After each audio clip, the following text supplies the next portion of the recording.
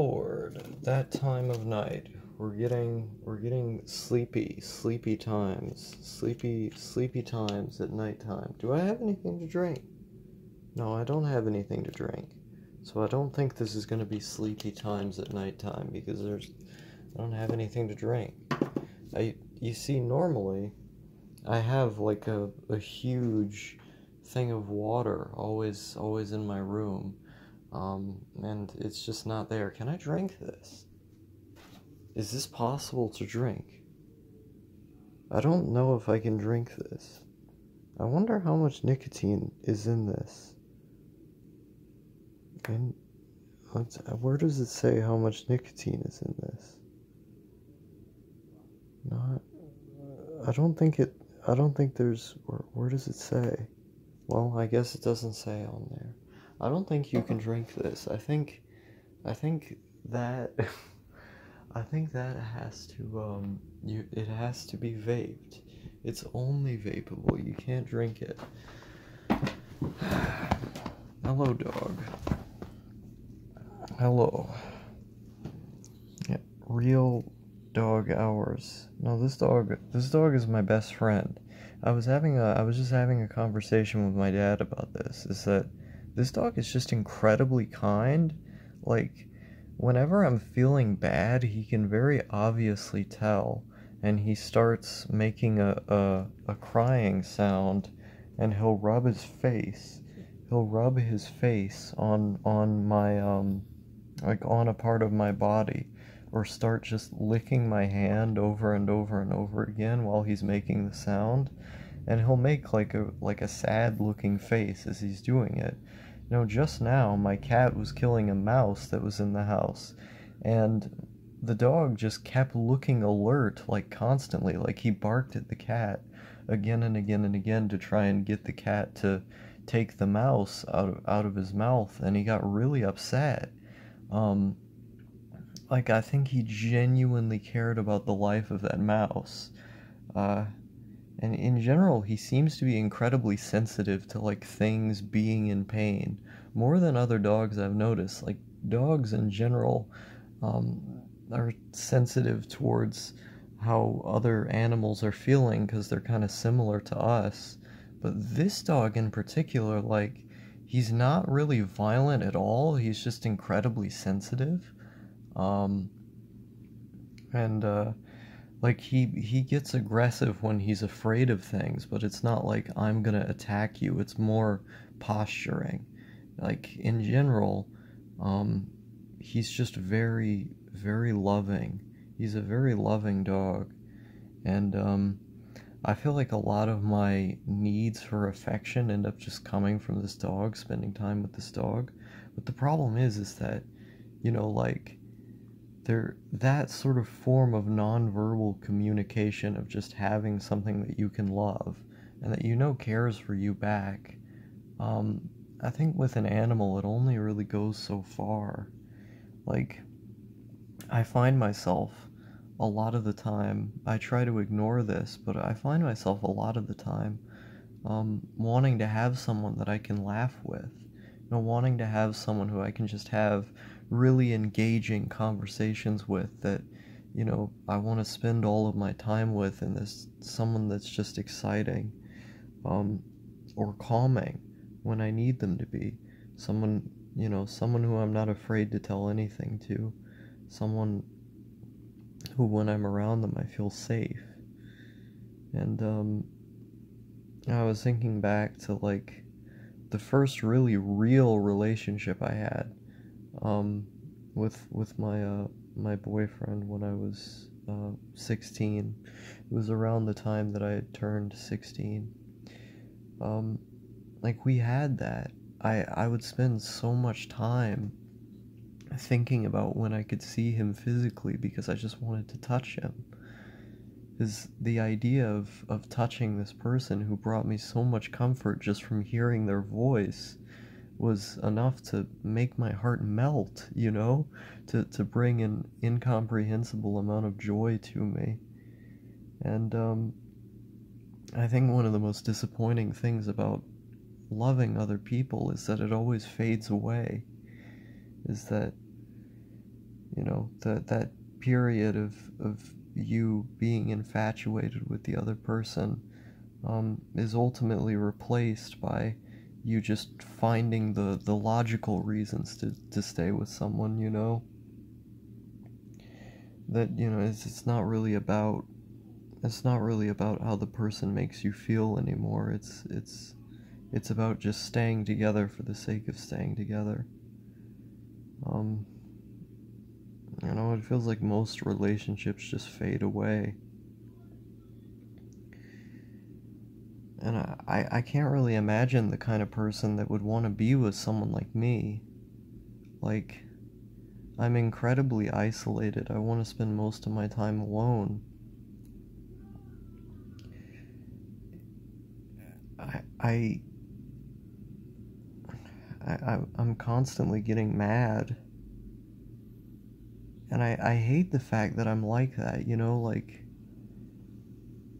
the fact that I'm as angry as I am is something that's bothered me for a very long time. I'm constantly angry. Um, I spend all my time alone, you know, like, I want to spend all my time alone. It's like, these aren't appealing traits to people. You know, where is the dating website for insane psychopaths who are just obsessed with making YouTube videos all the time and constantly doing drugs and watching anime isolated in their room? There's no dating website for that, you know? Like, there's not an appeal that has. People just look at that and go, "You're a fucking weirdo." And no, even if there was someone who felt like my traits were appealing, I have to find them appealing as well. I have to care about them as well. And that's incredibly hard for me. Incredibly hard. Um, I find it difficult to love other people as a rule. And maybe it's a result of how much of a wall I put around myself, you know, like how much I don't want people to be let in, um, because of the fear of how people would react, or the fear of getting hurt from that vulnerability. Um, but I don't think it's entirely that.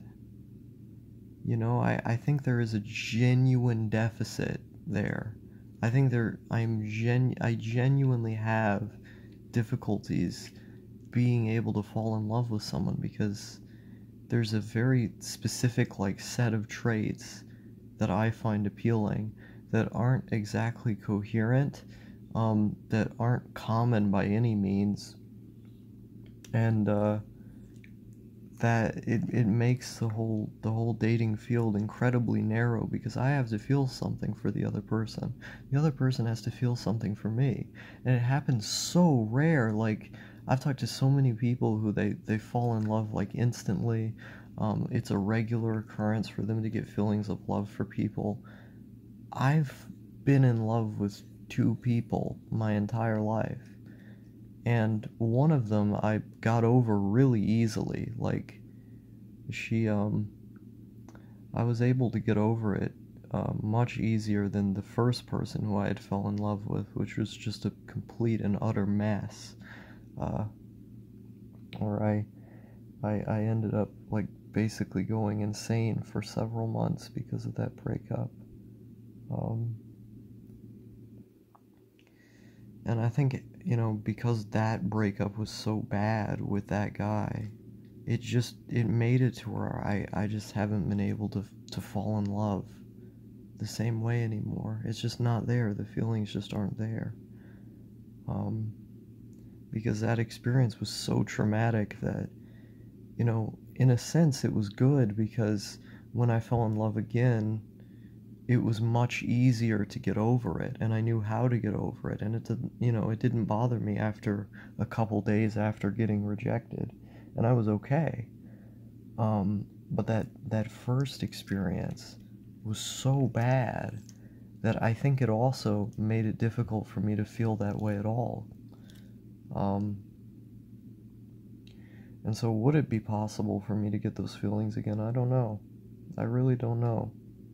If it did, I don't think it would be for someone who would feel the same way about me. I think they'd probably get uncomfortable by it.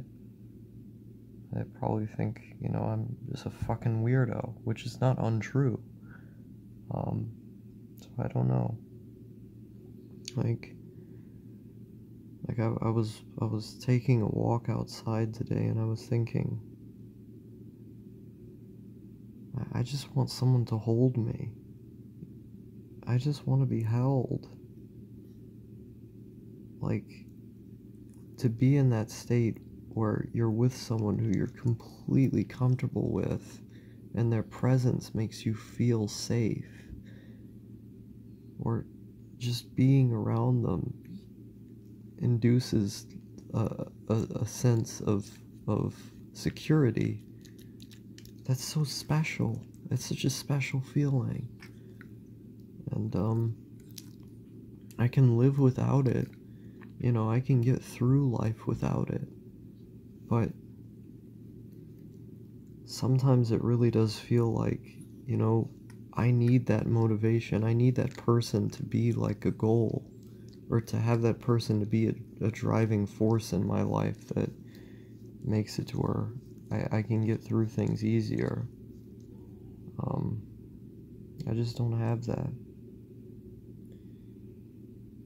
And like I said, it's not terrible that I don't have that. I can get through it, but sometimes I sit down and I just really want that. Like,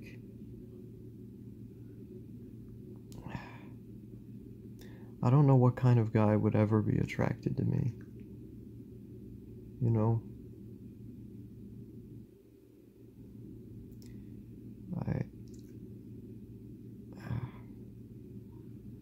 I don't know.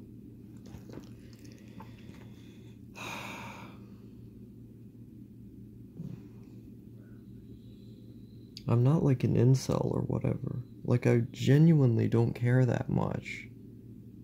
It's just that sometimes I have these moments where there's an intense feeling of longing to connect with another person. Like, I used to be really into the album I Love You, Honey Bear, because around this time of year, during the sort of the summer of 2019, I had spent several months pretty much entirely in my room, barely even talking to people online, really. It was always, I completely blacked out my windows. I put blankets over my windows. I was actually pissing in bottles at the time. That's how isolated I was. I wouldn't even go to the bathroom. I put them all under my bed. I just stayed completely in my room. I locked the door. The door was always locked. I never wanted to leave. And I listened to a lot of music during that time. But one of the albums I listened to was I Love You, Honey Bear by Father John Misty. And that album so perfectly, so intensely encapsulates the feeling of what it's like to be in love with another person, that the more that I listened to it, the more that I wanted that I had wished that I could just have that. I actually had to stop listening to it because I would think about, what it would be like to just lay with another person, to just have someone, stroke my hair or whatever.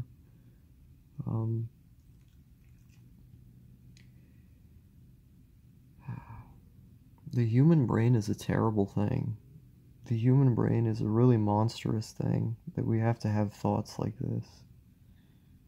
I fucking hate it.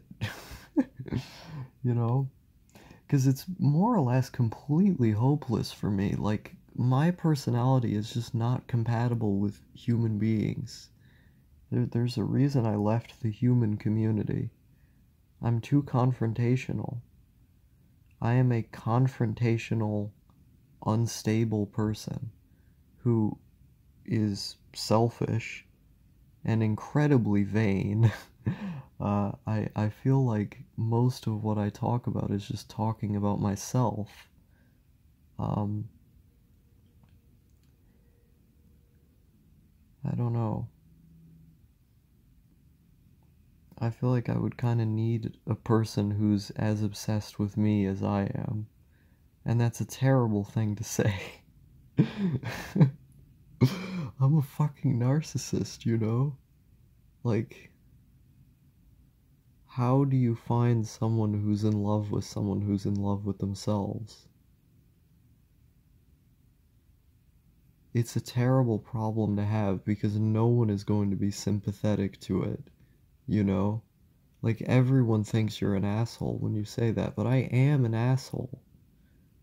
And so I don't know. There's a reason everyone told me when I was a child that I was a bad kid. Is because I am a bad person. And maybe on some level I don't deserve to be loved.